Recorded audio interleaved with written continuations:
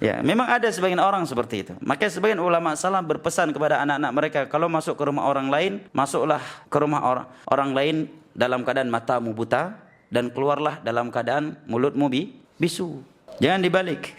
Sebagian orang kalau masuk ke rumah orang, masya Allah, semuanya dikomentari.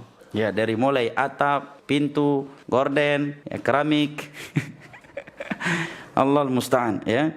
Kemudian ketika keluar dari rumah orang, semuanya dia ceritakan. Saya lihat di rumah beliau begini, rumahnya kotor, rumahnya jorok, orang begini dan begitu. Nah, hal-hal yang seperti ini diberikan perhatian khusus oleh ulama salaf. Maka orang tadi yang mengatakan, ini atapnya udah ada yang patah ya wahai Daud At-Ta'i.